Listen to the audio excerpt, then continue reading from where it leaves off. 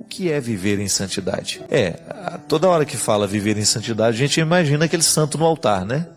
Aí a gente olha e fala, eu acho que eu não vou conseguir ser assim também não, né? Ele é muito diferente de mim, né? Veja bem, o caminho da santidade é o caminho da conversão. Viver em santidade é viver em conversão. É a gente ter consciência de que o tempo todo nós estamos em deslocamentos. O povo antigo, né, do povo de Israel, viveu o êxodo, que foi o deslocamento. Saiu de uma terra antiga para ir buscar a terra prometida. Saiu do território da escravidão para ir buscar a terra da liberdade. Viver a santidade é isso, minha gente. É nós aceitarmos o deslocamento. Eu me desloco de uma realidade antiga para uma nova, de um momento de tristeza e de depressão para um momento de libertação e de alegria.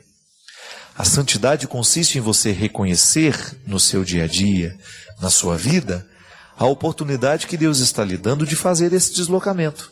Quando é que nós vamos emperrar o nosso processo de santidade? Quando a gente se recusa a ir. Quando eu falo, eu já estou bem aqui, me deixem sossegado, eu não quero mais mudar o meu jeito de ser, aí a santidade não vai mais acontecer na nossa vida. Essa força de Deus agindo em nós, Deus age em nós pela força da sua graça, é justamente para nos convencer de que nós ainda precisamos buscar um lugar novo. Todos nós. Descobrir no nosso dia a dia um motivo, eleger no nosso dia a dia um motivo que nos faça andar, que nos faça ir buscar, que não nos acomode. Como eu dizia aqui no início do programa, né? Eu, num determinado momento da minha vida, eu interpretei a santidade como um estado de chegada, né? Eu achei que eu já tinha chegado. Que aquela conversão bonita que eu estava vivendo era tudo que eu poderia receber de Deus. Então, por isso que eu olhava para todos com um pouco de desprezo, né? Eu me sentia muito privilegiado, já cheguei, já estou no lugar que Deus preparou para mim. Não é bem assim. Nós estamos sempre em processo de deslocamentos. E é isso que tem que nos fazer ser humildes, né? Eu estou me deslocando para chegar a um lugar que Deus preparou para mim. Você também está se deslocando. E a gente precisa ficar atento para a gente não ficar parado achando que já chegamos. Santidade é isso. É esse processo de melhoria que Deus realiza em nós, pela força da sua graça e também pelo nosso esforço. E é isso que vai amadurecendo o nosso coração, né? A gente vai tomando essa consciência aos poucos. Hoje eu posso ser melhor. Hoje eu quero ser melhor. Hoje eu quero escolher um pouquinho melhor a vida. Eu quero fazer opções melhores. Isso é ser santo. É você viver a coerência do sonho que você tem para você com o sonho que Deus tem para nós. É a gente adequar isso, tendo sempre diante dos nossos olhos que não é o sonho de Deus que tem que se adequar ao nosso, mas é o nosso que tem que se adequar ao sonho dele. E fique tranquilo, viu?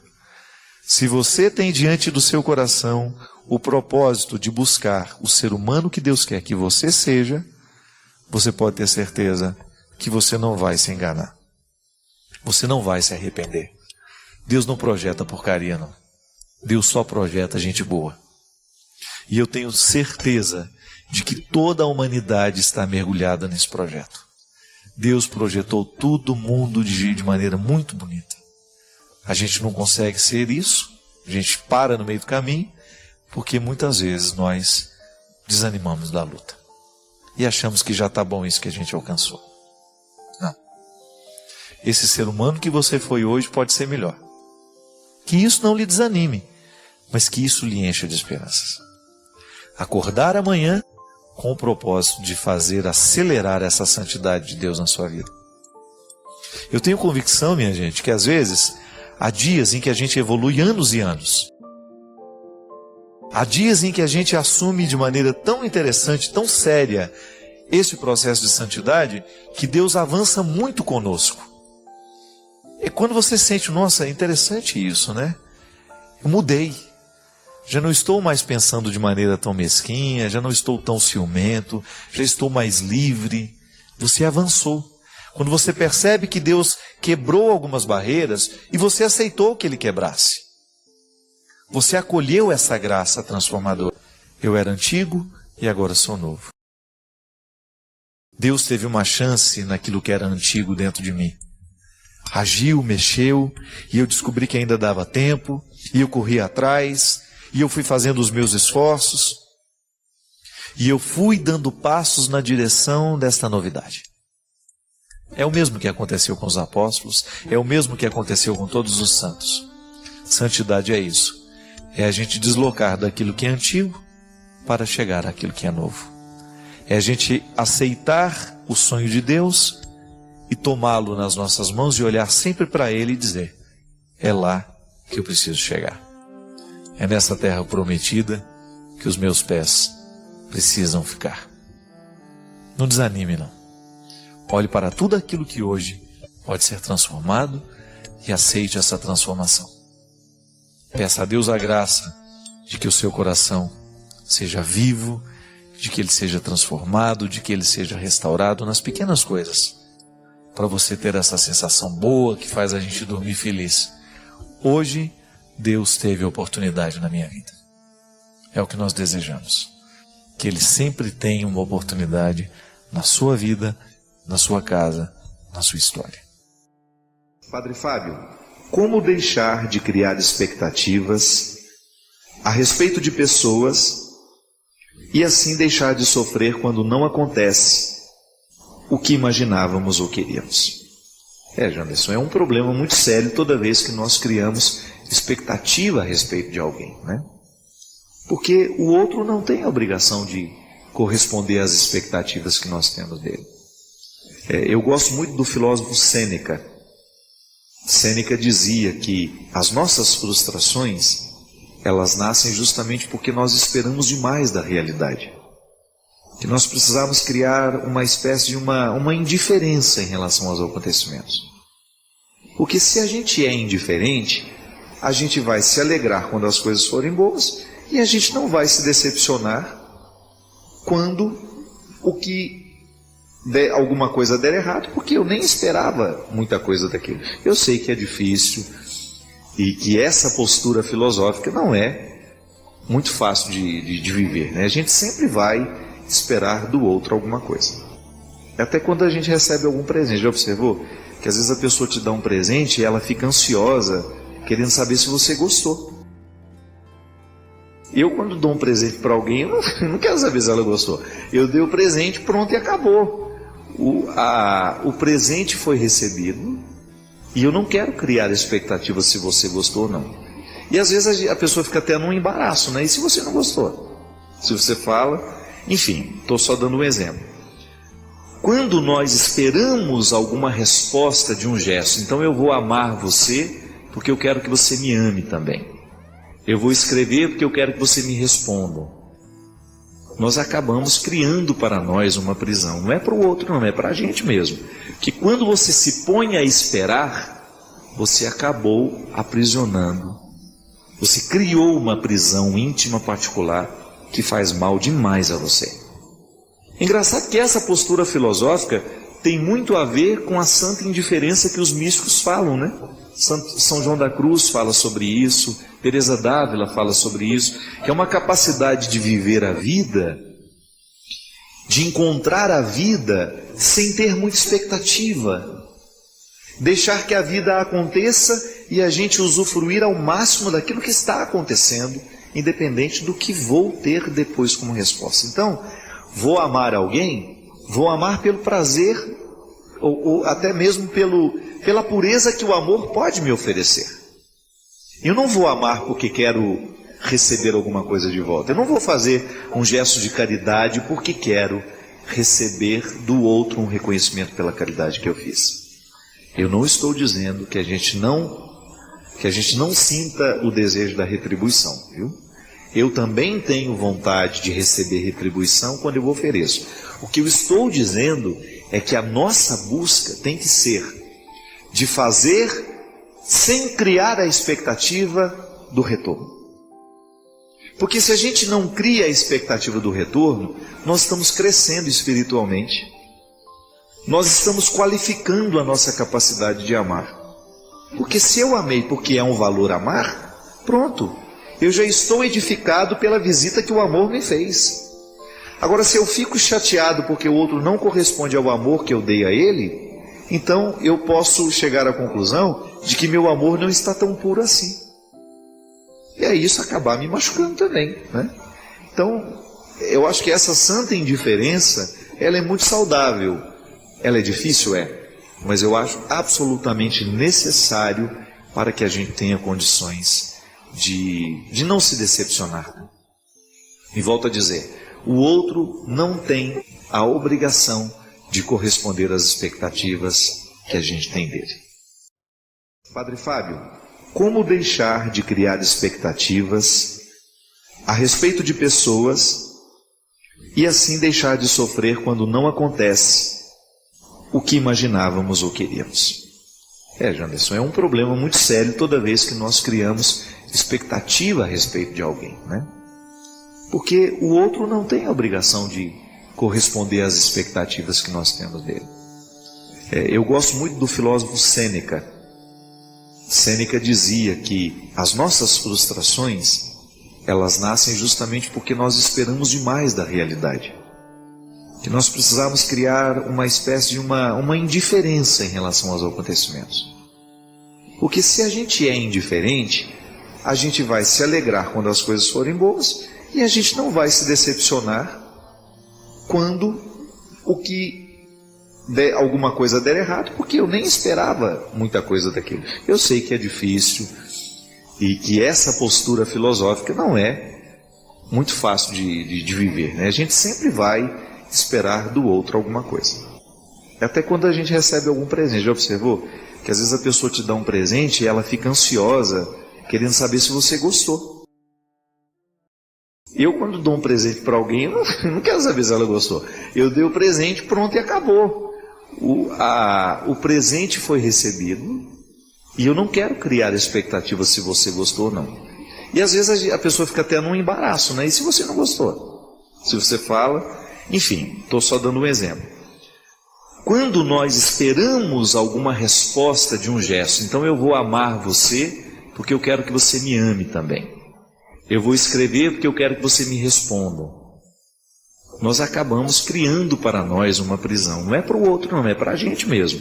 Que quando você se põe a esperar, você acabou aprisionando. Você criou uma prisão íntima particular que faz mal demais a você. Engraçado que essa postura filosófica tem muito a ver com a santa indiferença que os místicos falam, né?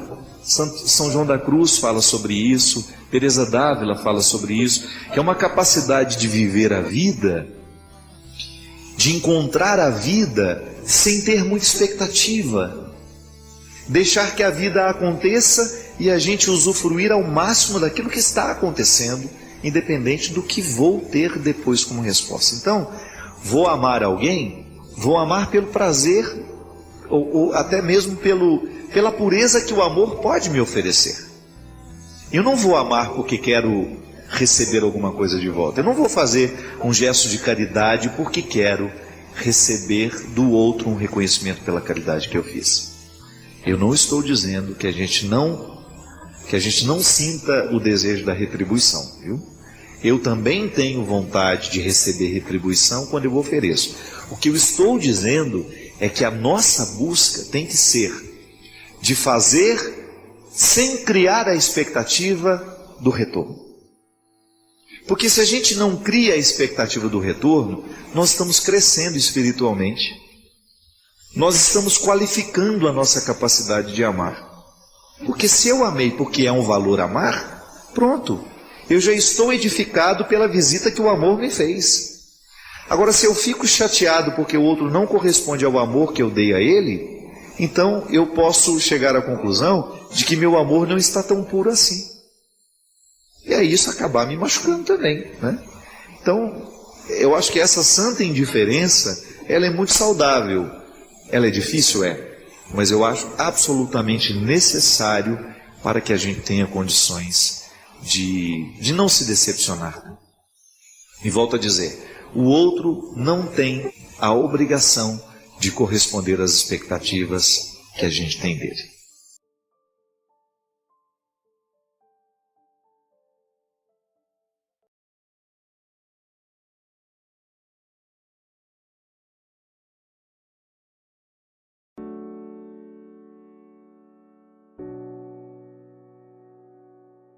Uma passagem de São Paulo aos Coríntios, em que São Paulo salvaguarda, ele chama a atenção da necessidade que nós temos de cuidar do tesouro que é a fé. Ele diz assim: ora, trazemos este tesouro em vasos de barro, para que todos reconheçam que este poder extraordinário vem de Deus e não de nós. Somos afligidos de todos os lados, mas não vencidos pelas angústias, postos em apuros, mas não desesperançados, perseguidos, mas não desamparados, derrubados, mas não aniquilados. Por toda parte sempre levamos em nosso corpo o morrer de Jesus, para que também a vida de Jesus se manifeste em nossa existência mortal. Com efeito, nós que vivemos, somos sem cessar entregues à morte por causa de Jesus, a fim de que a vida de Jesus se manifeste em nossa carne mortal. Assim, a morte atua em nós, enquanto a vida atua em vós. Bonito demais esse texto. O tesouro que nós trazemos é em vaso de barro. Quando nós falamos aqui no início que a nossa fé, nem sempre nós temos uma fé madura para compreender essa parceria entre Deus e a humanidade. Ou até mesmo para perceber que nesta parceria a primazia é sempre da graça divina. Santo Agostinho dizia que nós não somos capazes de realizar o bem sem que antes o bem nos tivesse sido dado, entregue. Então veja bem, o que eu faço porque Deus já fez em mim. Deus só pede aquilo que já nos deu. Olha como isso é interessante. Se Ele me pede que ame, é porque Ele já me deu amor anteriormente. Se Ele me pede que seja bom, é porque Ele já me deu a bondade anteriormente. É a corroboração dessa palavra. Eu não posso ser por mim mesmo. É sempre Deus que me abastece, é sempre Deus que me auxilia. E é por isso que eu preciso identificar no dia a dia da minha vida como é que eu posso viver essa parceria sem que eu tenha a pretensão de ser dele um assessor, sabe? De ficar dizendo a ele, porque o assessor é assim. Eu sei porque eu tenho assessor, no meu dia a dia eu sei como eles funcionam. Às vezes eu estou lá, pronto para receber fulano de tal, o assessor vem, o nome dele, tá, e eu já fiz que já sei. Não é verdade? Aí eu já vou, oi senhor Cristian, que bom recebê-lo.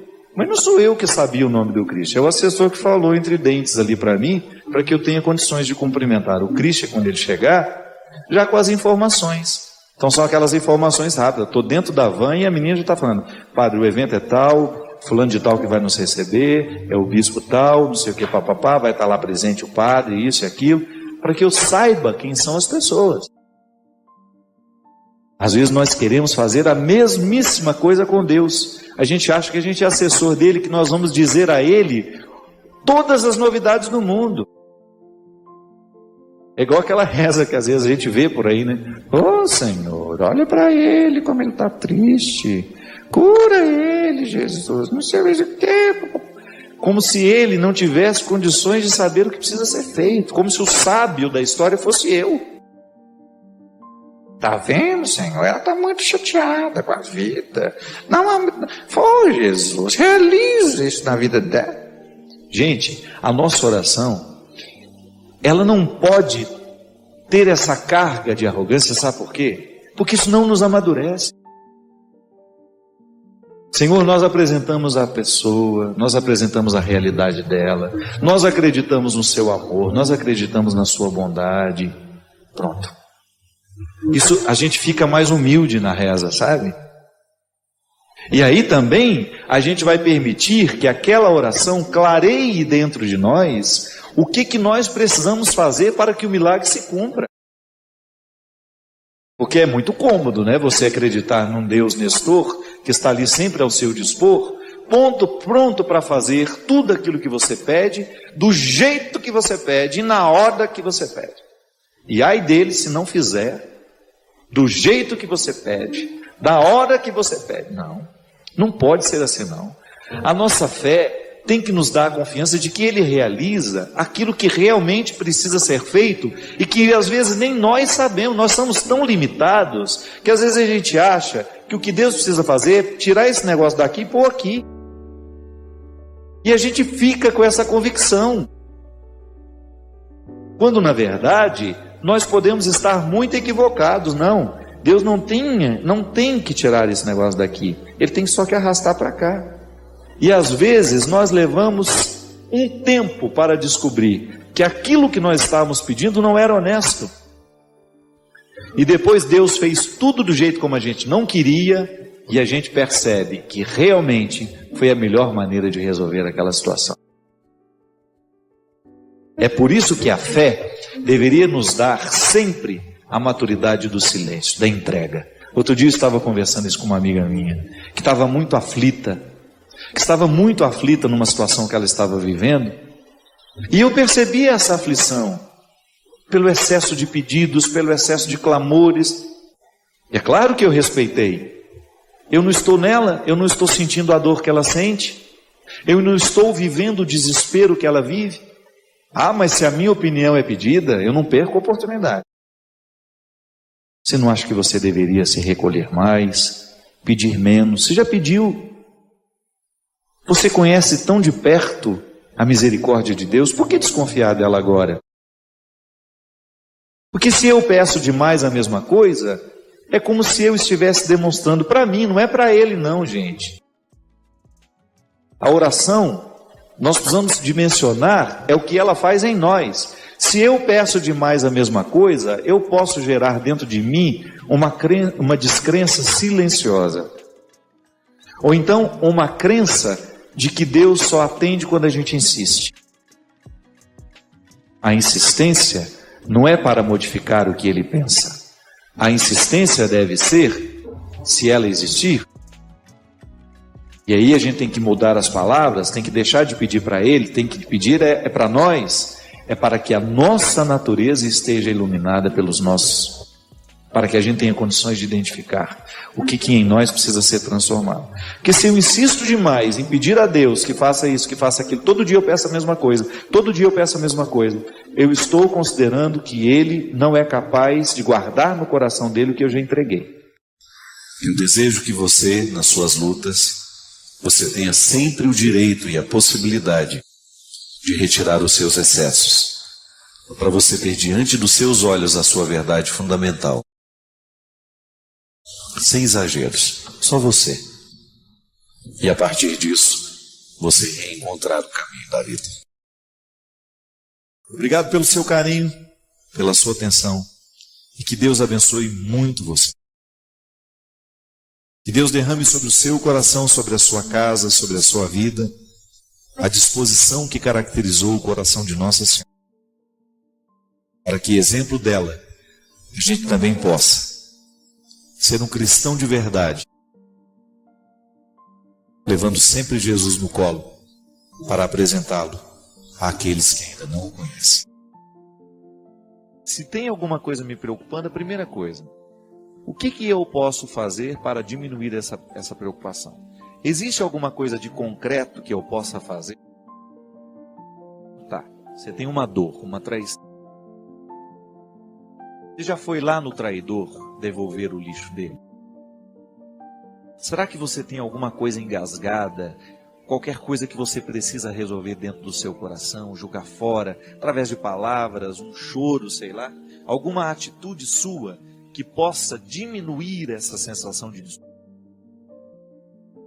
Precisa fazer. É a mesma coisa a preocupação.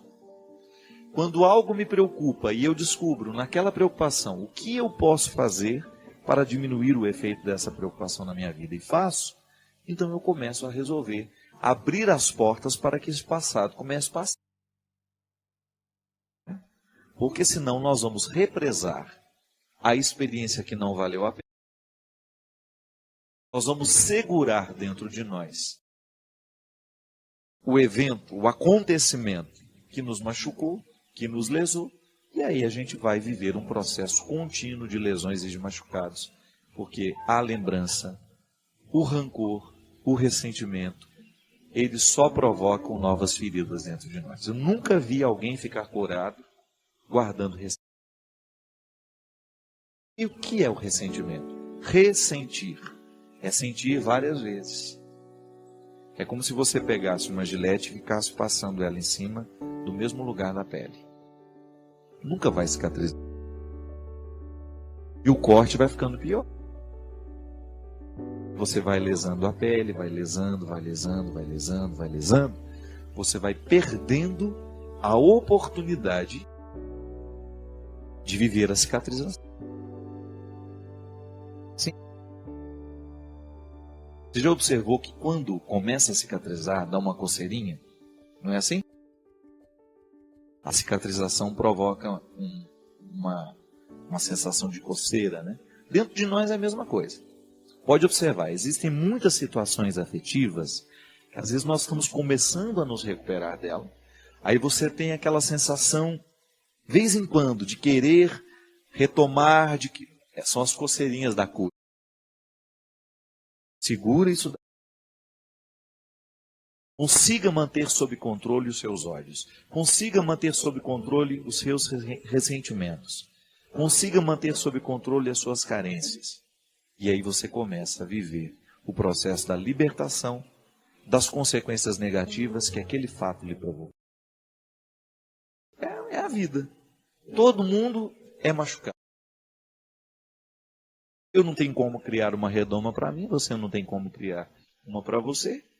Então, de vez em quando, as pessoas vão nos ferir com as palavras, as pessoas vão nos ferir com as atitudes. Agora, você não pode permitir que a palavra que fere e a atitude que fere venha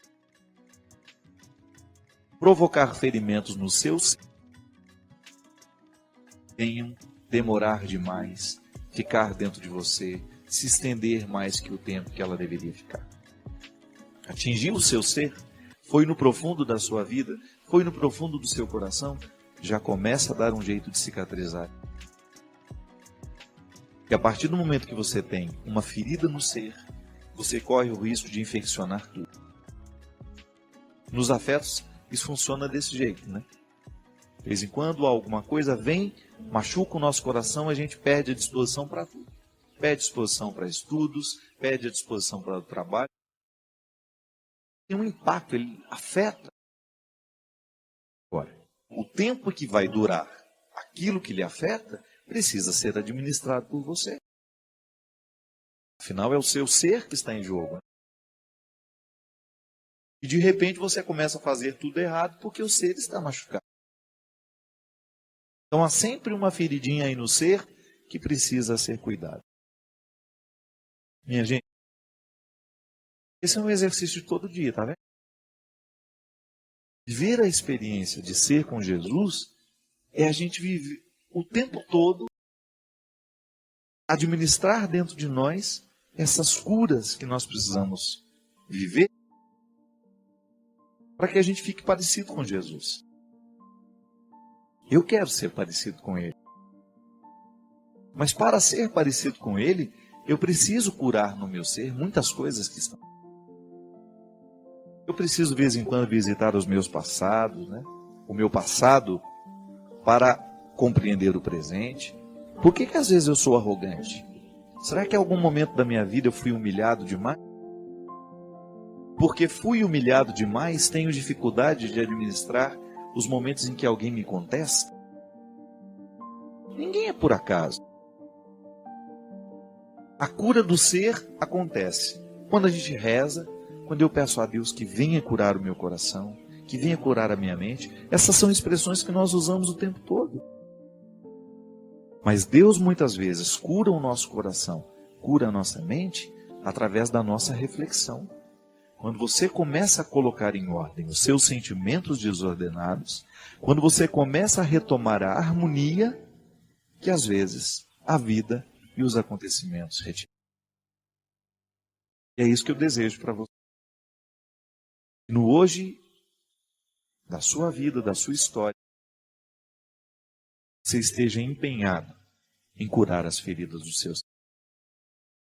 Se te machucaram, se te magoaram, se te feriram, não leve isso com você. Só leve como ensinamento para você não fazer com. Mas não permita que isso vire a tristeza. Para ser criativa, ela tem que exercer dentro de nós o movimento da superação. Então, porque eu estou triste, porque eu estou magoado, chateado, eu observo aquele momento, eu vivo aquele momento como um propósito de superar. Porque se eu não superar, eu corro risco de transformar nisso em amargura. E amargura não faz bem ao coração. Coração amargurado não consegue perceber a vida. Coração amargurado fica focado nas mesmas coisas. Quando a gente foca nas mesmas coisas, quando a gente não amplia o nosso olhar, a gente corre o risco de infelicitar a nossa experiência de vida.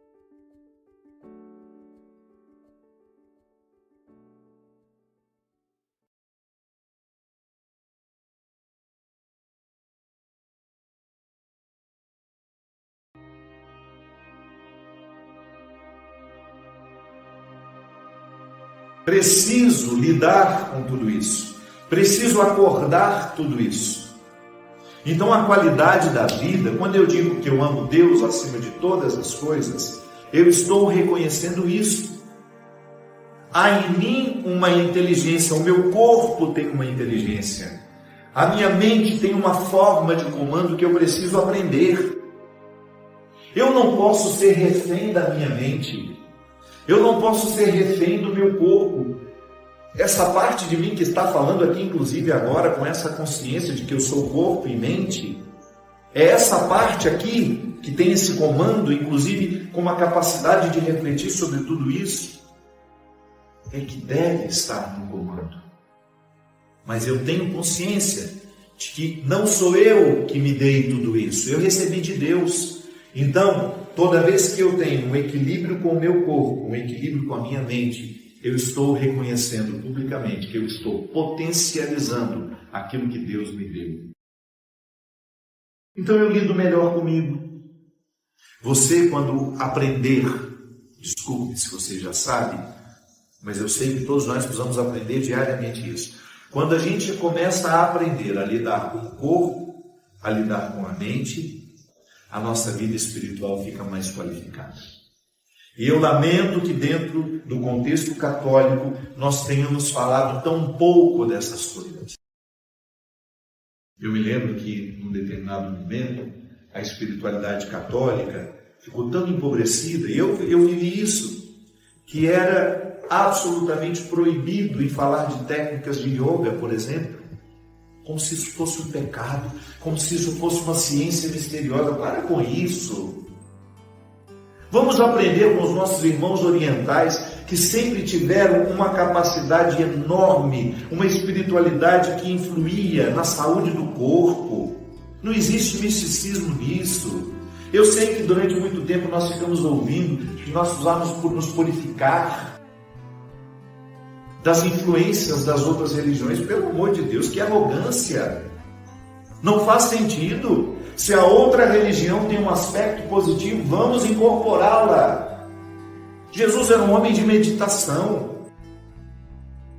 Aquele momento que ele está no Getsêmani, é claro que Jesus estava em posturas de oração, de meditação.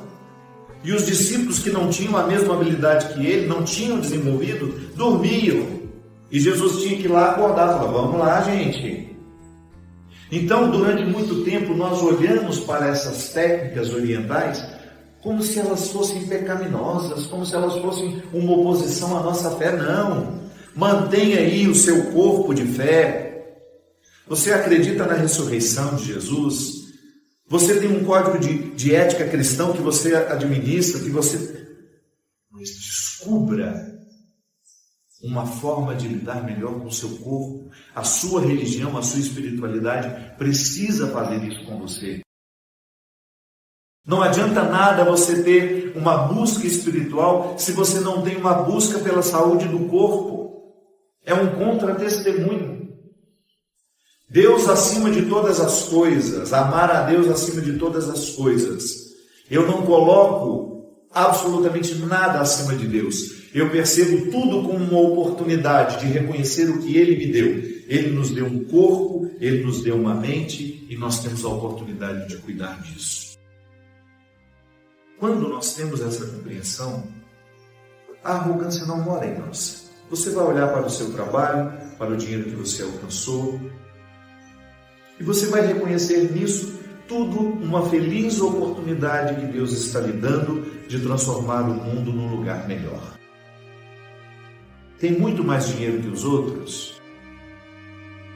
Aprenda a fazer alguma coisa pelos outros. Adote situações que você sabe que são justas, que seria lindo você ajudar. Essa semana, por exemplo, dia 27, é o aniversário da Vó Tutu. Vó Tutu é uma senhora que mora lá na Brasilândia, na comunidade Brasilândia, em São Paulo. Não sei como está a situação atualmente, mas era, no momento da pandemia, no auge da pandemia, o lugar de maior contaminação em São Paulo.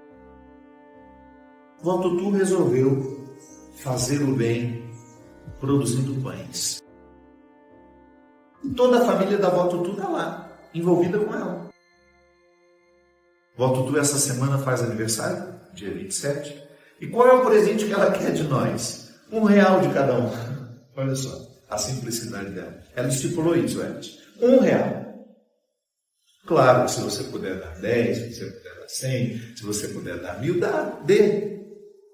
Eu só estou dando um exemplo. Um lugar em que você pode fazer o seu dinheiro, o fruto do seu trabalho, que às vezes lhe sobra. Sim, há pessoas em que o dinheiro falta. Há situações em que o dinheiro sobra. Amar a Deus acima de todas as coisas é você ter essa sensibilidade. O dinheiro que sobra eu quero ajudar situações em que eu acredito que o dinheiro não será desviado, em que ali existe uma reta intenção. Aí nós descobrimos que, porque amo a Deus acima de todas as coisas, o meu dinheiro não me tem. O meu dinheiro não é meu proprietário. Eu tenho dinheiro, mas não é o dinheiro que me tem. Quando é o dinheiro que me tem, eu já esqueci esse amor a Deus acima de todas as coisas. Eu estou amando o dinheiro acima de todas as coisas. Mas quando eu reconheço que ele é um fruto do trabalho que eu realizo, fruto da saúde que Deus me deu, da vida que eu estou buscando com Deus, eu vou lá e dou a minha parte. Inclusive, eu estou convidando você. Procure aqui no Instagram, eu sigo Vó Tutu. Só procurar assim no Instagram, você vai encontrar. Se o seu dinheiro sobra e você quiser ajudar a Vó Tutu, você está fazendo um gesto muito concreto nos dias de hoje, ajudando uma situação que de fato precisa. Você está amando a Deus acima de todas as coisas. Você está dando um direcionamento ao seu dinheiro. Você está buscando uma perspectiva solidária para o seu trabalho. Isso é tão lindo, minha gente. É muito triste quando nós encontramos pessoas que são reféns do dinheiro. Não conseguem enxergar mais nada na vida, só dinheiro, só dinheiro. E às vezes passam uma vida inteira trabalhando só para ter o prazer de ver alcançar números maiores.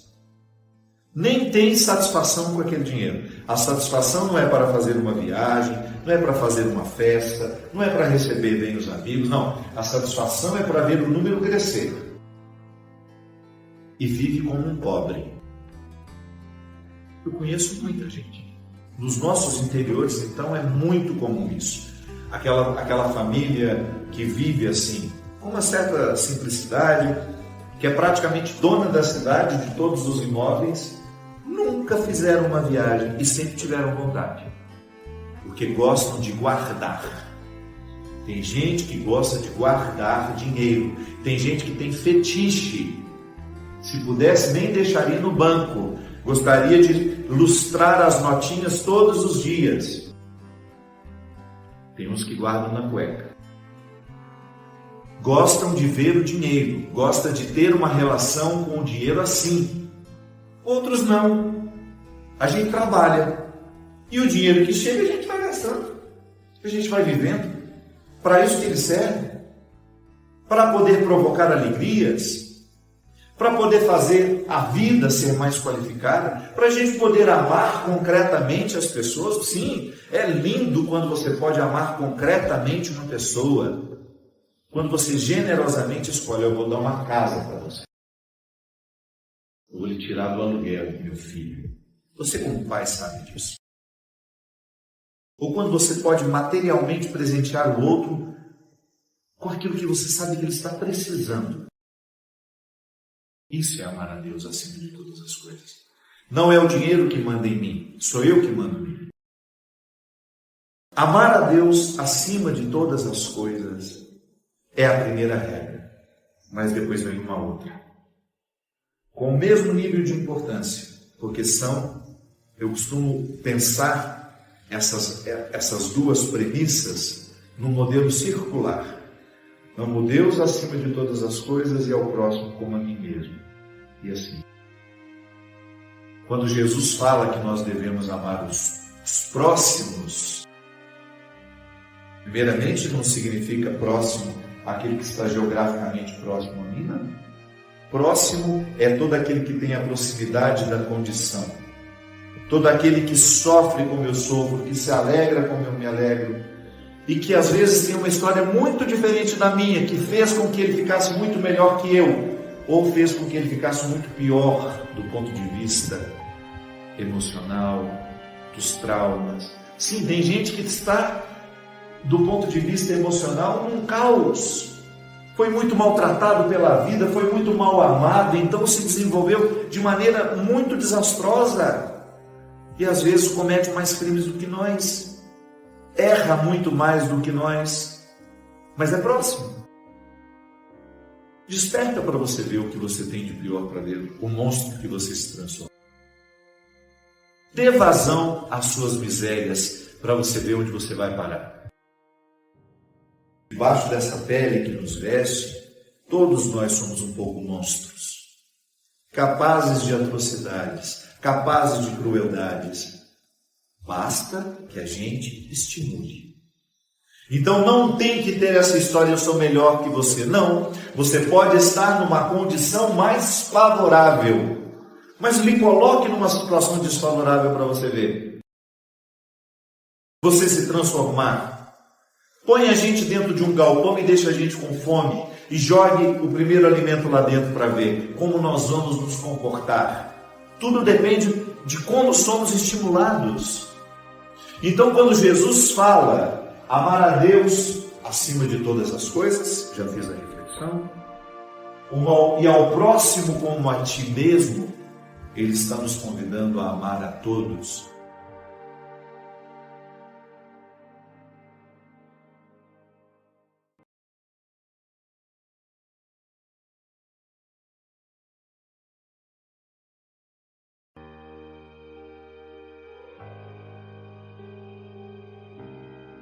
O que era o elan vital na filosofia de Bergson?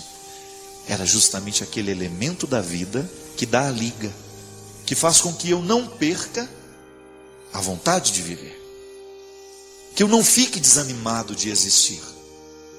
Porque é pesado viver, gente. Dá um trabalho danado ser quem a gente é. Eu vivo os meus pesos, você vive os seus. E aí, se a gente não tem esse elan vital, a gente vai sucumbir à primeira crítica que ocorrer, à primeira situação desagradável que a gente tiver que enfrentar. E é assim que nós vamos reestabelecendo este elan vital, e a gente vai agregando sempre mais valores para que este elan vital seja sempre sustentador. Viktor Frankl dizia que para alguém dar conta da vida, ela precisa ter um sentido.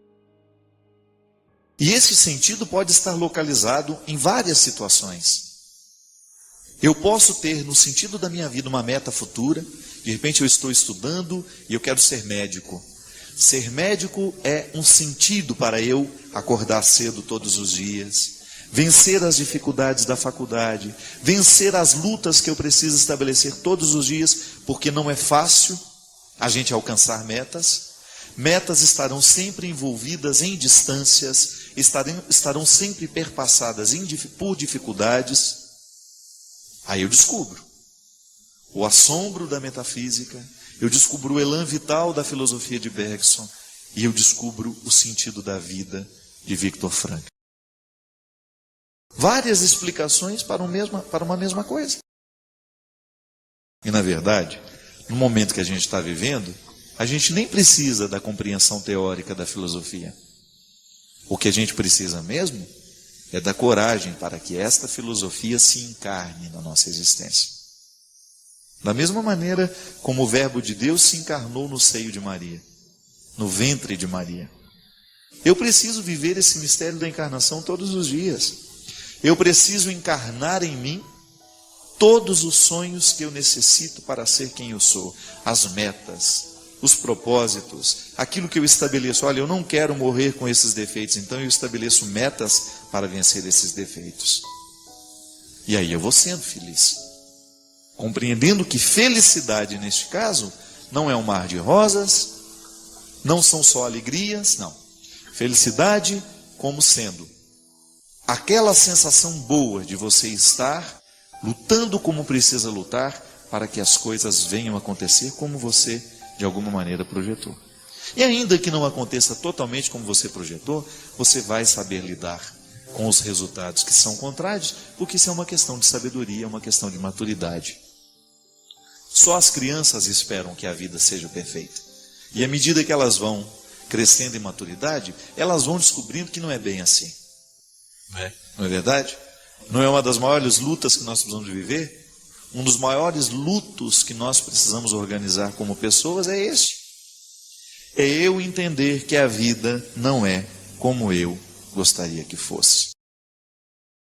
Mas eu pego aquilo que é e faço um trabalho comigo para que a minha felicidade seja possível, mesmo quando tudo parece irremediavelmente perdido. Tantos testemunhos, tantas pessoas que nos escreveram e que nos contaram justamente momentos difíceis, ou então que estão enfrentando agora dificuldades, que se a gente não cuida, elas vão se avolumando, elas vão crescendo, e depois fica impossível de superá-las. É igual goteira, minha gente. Se no seu telhado tem uma goteirinha pequena, conserte logo, porque essa goteira pode começar a pingar pela parede, no chão, e ela pode causar uma infiltração terrível. Por quê? Uma gota d'água não pode prejudicar uma parede, mas uma gota d'água pingando todos os dias, aí sim ela tem poder de destruição. O mesmo acontece na nossa vida, né? De vez em quando a gente vai permitindo que as pequenas gotas do ressentimento, da mágoa, do ódio, do desajuste afetivo, isso vai pingando dentro de nós, até nos nossos relacionamentos, né? Se a gente não corrige todos os dias aquilo que está errado entre nós, a gente corre o risco de depois não ter mais remédio, porque a gente permitiu que a gota fosse minando, fosse impregnando e prejudicando a estrutura. Uma casa terá que ser demolida se ela foi prejudicada na sua estrutura. Se a parede está feia, você entra dentro de uma casa, às vezes está tudo tão sujo, né? Mas se a base, se a estrutura está bem cuidada, não tem problema nenhum. Mesma coisa somos nós. A gente também precisa fazer passar por esse processo de transformação todos os dias, né? De análise. Poderíamos usar um termo da psicologia, por que não? Fazer a análise é o quê? É você perceber onde é que está pingando. E o que está pingando, para que você possa ter uma ação efetiva que tenha possibilidade de modificar, que tenha possibilidade de transformar aquilo que está lhe incomodando. Porque cá entre nós, a vida é muito boa para que a gente venha perdê-la com goteiras, não é verdade? Com coisas ruins. Não. Aquilo que incomoda o coração hoje precisa ser resolvido hoje. Sabe por quê? Porque você merece dormir bem. É direito seu deitar na sua cama daqui a pouco, ou agora já, e você dormir bem, tranquilo. Por quê? Porque você corrigiu as goteiras que estavam prejudicando a sua paz, a sua saúde afetiva, né? Essa digestão emocional que, se a gente não faz todos os dias, começa a fazer muito mal para a gente. Eu desejo que você, nas suas lutas, você tenha sempre o direito e a possibilidade de retirar os seus excessos, para você ter diante dos seus olhos a sua verdade fundamental, sem exageros, só você. E a partir disso, você reencontrar o caminho da vida. Obrigado pelo seu carinho, pela sua atenção, e que Deus abençoe muito você. Que Deus derrame sobre o seu coração, sobre a sua casa, sobre a sua vida, a disposição que caracterizou o coração de Nossa Senhora, para que, exemplo dela, a gente também possa ser um cristão de verdade, levando sempre Jesus no colo, para apresentá-lo àqueles que ainda não o conhecem. Derrame sobre nós a bênção do Deus Todo-Poderoso, Pai, Filho e Espírito Santo. Por mais que a vida seja difícil, ninguém está fora da possibilidade de ser feliz. Apesar de todos os problemas que tem, de todos os limites que precisa enfrentar, faz parte da nossa condição humana. Ninguém tem vida perfeita. Gente, quando nós começamos a compreender a felicidade como um projeto possível, quando a gente deixa de idealizar essa felicidade, eu vou ser feliz quando isso for assim, quando fulano de tal, quando meu marido for perfeito, quando a minha esposa for perfeita, não vai nunca. As pessoas não serão perfeitas. Agora você pode buscar uma harmonia interior que vai lhe dar condições de lidar um pouco melhor com a imperfeição do outro e até, minha gente, lidar com ela de maneira mais responsável. Porque às vezes nós fazemos a manutenção do erro do outro. Às vezes somos nós os responsáveis pela não mudança do outro. Muitas vezes sou eu o responsável por aquilo que não é transformado no outro. Minha gente, toda vez que Jesus nos coloca diante de uma realidade que precisa ser transformada, o primeiro a ser beneficiado somos nós. Porque às vezes a gente fica interpretando, que Deus egoísta é esse, que fica querendo que eu seja como Ele quer que eu seja. Não, é que a consciência de Deus sobre o que eu posso ser é muito mais iluminada do que a minha. E o seu querer para mim é que eu esgote essas possibilidades ao máximo. Eu preciso elevar a categoria máxima as minhas possibilidades, porque Deus sabe que eu posso. Ele sabe quais são os meus talentos, Ele sabe quais são as minhas possibilidades, as minhas aptidões. Mas eu posso correr o risco de morrer sem ter descoberto, porque não cravei as unhas na matéria-prima da minha realidade. Não cravei as unhas para poder arrancar todos os excessos que tantas vezes me afastam daquilo que eu posso ser. E muitas vezes me limito a ser um ser amargurado, mais ou menos, derrubado, porque não faço o enfrentamento para eu ser quem eu posso ser. Nós somos a luta, nós somos a estrada. Eu vou me transformando, eu vou agregando na minha experiência tudo aquilo que eu vou recolhendo pela estrada. É isso que vai me tornando mais feliz, minha gente. E eu gosto particularmente de usar muito mais o termo realizado do que feliz. Eu preciso me realizar como pessoa. Eu acho que a palavra realização, ela inspira um pouco mais do que felicidade. Eu ser um homem realizado, mesmo tendo problemas, estou no lugar certo, fazendo a coisa certa. Por isso vou dormir bem. Por isso vou estar satisfeito com as lutas que eu preciso enfrentar. Porque dificuldade todo mundo tem.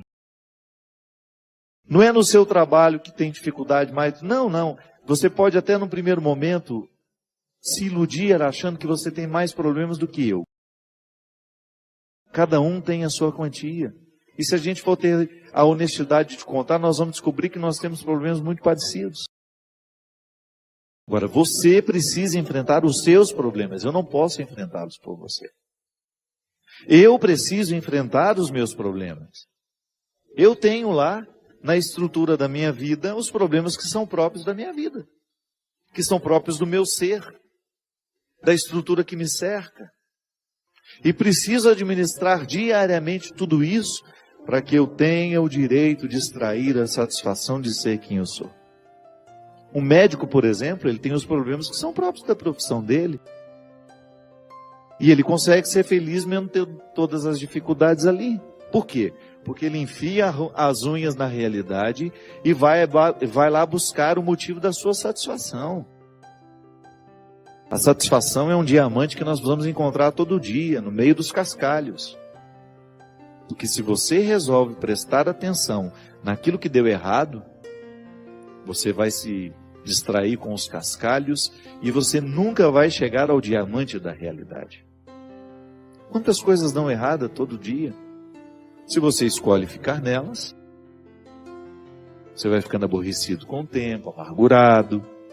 Se você não é capaz de ver o lado bom da vida, você vai ficar sempre lá, aquela pessoa cabisbaixa, desinteressada e desinteressante também. Porque é muito ruim a gente ficar próximo de uma pessoa assim, que não encontra motivos para a sua alegria, que fica sempre pedindo o diamante do outro que não encontrou o seu. Não é justo com o outro, não é justo com você. Você tem o dom de garimpar esse diamante em você. Não queira recolher o diamante que o outro alcançou. É seu, é sua luta. E outra, você pode até se iludir, o diamante que ele alcançou vai me trazer alegria. Não traz, não. O diamante da realidade só tem brilho aos olhos de quem o de fato produziu. Quem de fato o produziu. Eu preciso produzir na estrutura da minha realidade um diamante por dia. Porque é com esse diamante na mão que eu encerro o dia. É com ele que eu enfrento a noite. E é com ele que eu recebo o dia de amanhã. Só que amanhã ele não serve mais. O diamante de hoje brilhou hoje. O diamante de hoje me enriqueceu hoje. Amanhã eu tenho que começar a luta toda de novo. Porque ele não sobrevive à luz do dia amanhã. Serviu para hoje. Amanhã a realidade será outra. Os problemas serão outros, as alegrias serão outras, os desafios serão outros. E eu preciso lá enfiar a unha nessa realidade e extrair o diamante do dia. Não é assim que você precisa fazer lá no seu trabalho todos os dias? Se você insistir em ficar com a cara amanhecida, não vai conseguir nada. Se você chegar no seu trabalho amanhã, do mesmo jeito que chegou hoje, não espere muito de você. Você tem de renovar antes de sair de casa esses motivos. Se nós não renovamos esse diamante diariamente, ele vai perdendo o brilho, aí nós vamos ficando com aquela pedra morta na mão. Desanimados, sem vida, sem alegria. E isso vai gerando em mim, minha gente, um desconforto existencial, e eu deixo de buscar a pedra todos os dias. É por isso, por mais pecaminosa que seja a estrutura onde nós estamos, o desafio é pessoal. Eu tenho que buscar a pedra, o diamante que está no meio de tantos cascalhos, porque senão a minha vida vai perdendo sentido. A minha vida vai perdendo o brilho, vai perdendo o viço. Se na sua casa, se você não fizer a sua busca por ser o melhor filho, o esposo fiel, a esposa fiel, o irmão, isso vai perdendo com o tempo. E daqui a pouco você não acredita mais na sua experiência. Quando você deixa de acreditar naquilo que você pode alcançar de você mesmo, você está decretando a sua sentença de morte. Quando você se deixa levar por aquilo que é mais mesquinho em você, você decreta a sua sentença de morte. E não basta estar no meio dos outros. É preciso estar com os outros. Mas a gente só pode estar com os outros quando a gente conseguiu harmonizar no mais íntimo do nosso coração a nossa identidade, a nossa luta pessoal, o nosso autoconhecimento. Esse crivo onde nada onde nada escapa ao questionamento da consciência. Será que eu estou sendo negligente?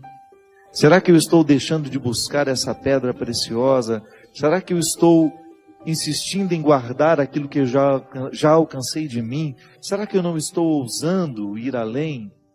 Como o velho boiadeiro levando a boiada, tocando os dias pela longa estrada.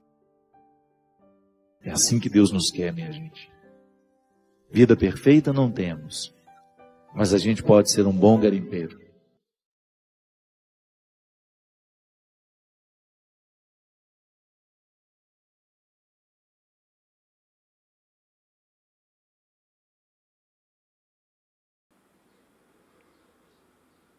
Bem, se você chegou até aqui, mostra que você está com disposição para mudar.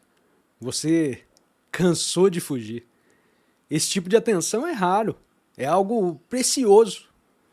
Deixa nos comentários a sua cidade e, se quiser, compartilhe esse vídeo com alguém que também tem sede por clareza.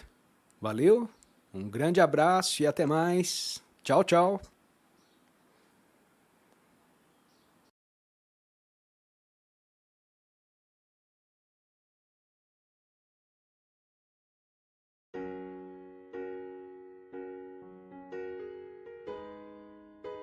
Sejam honestos.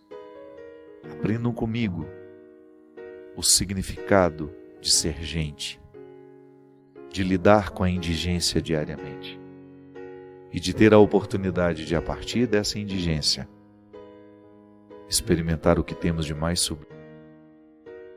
Da cruz só nos brotam realidades sublimes. Às vezes levamos um tempo para identificar que era sublime. Mas o tempo, quando retira a poeira dos fatos, dos acontecimentos, a gente descobre quão sublime foi o resultado de tudo aquilo que nós precisamos enfrentar. Nós vamos para um rápido intervalo e a gente volta já já com o programa Direção Espiritual. Estamos de volta com o programa Direção Espiritual. Obrigado você que participa conosco, você que nos divulga.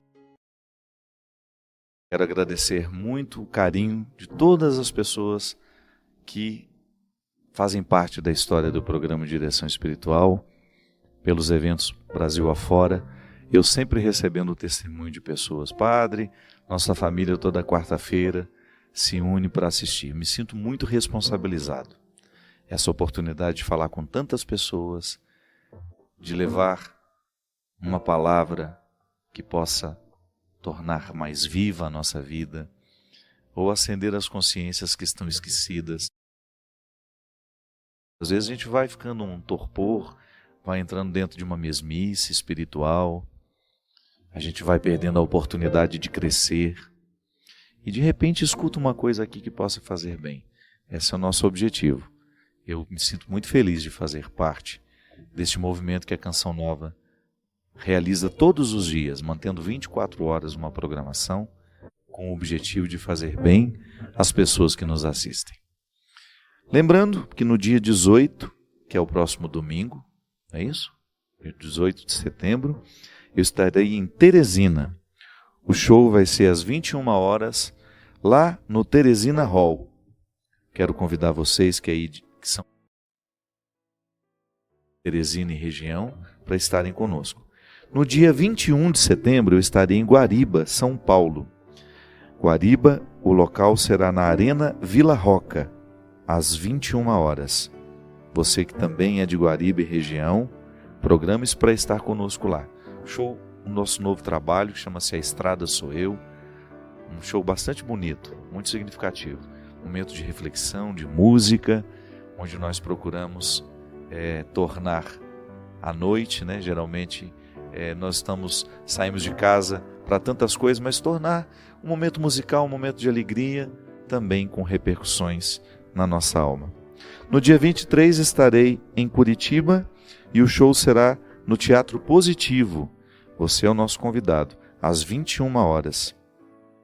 No dia 24, eu estarei em Joinville, na Arena Multiuso, no Centro de Eventos Carl Hansen. Já fui em Joinville. Muito tempo que que não vou. Vai ser uma alegria muito grande poder voltar a Santa Catarina. Convidar todas as cidades aí que são vizinhas a Joinville, para no dia 24 de setembro estarem conosco. E no dia 25 de setembro estarei em Niterói, no ginásio Caio Martins, a partir das 19 horas. Quero agradecer também a oportunidade que eu tive de estar no Rio de Janeiro. Meu querido Dom Arani havia nos pedido um evento para uma comunidade que ele queria que nós ajudássemos. Eu acho que era na construção de um elevador lá na paróquia, que ficava lá em Rio das Pedras. E a comunidade não tinha condições nem mesmo de a gente fazendo o show beneficente. Tem custos, né? Tudo tem custos. A equipe de trabalho é muito grande. E montar um evento dá trabalho, gasta muito dinheiro para poder, e nem sempre as comunidades conseguem fazer isso. E nós tivemos a graça de ter o evento no Vivo Rio, coordenado pelo meu querido Raudrim e a Léo, lá da Talentos. E o evento do Vivo Rio custeou o evento de Rio das Pedras. E nós ficamos muito felizes pela receptividade deste povo maravilhoso de Rio das Pedras. Foi um show para nunca mais ser esquecido. Quero agradecer muito ao Dom Arani pela oportunidade que ele nos deu de ajudar e de estar com um povo que reavivou tanto o nosso coração e a nossa fé. Parabenizo a equipe que organizou, que conseguiu tornar aquele lugar um ambiente de oração, de muita festa. Povo festeiro. Quero agradecer também nessa oportunidade, ao povo de Angola, por ter me proporcionado Deus de maneira tão natural. Eu não sei o que acontece comigo quando vou lá, é a segunda vez que vou. Dessa vez nós tivemos uma sequência de 4 shows, um por dia, e foi uma alegria imensa para mim me unir à comunidade Obra de Maria, que faz esse trabalho lindo lá.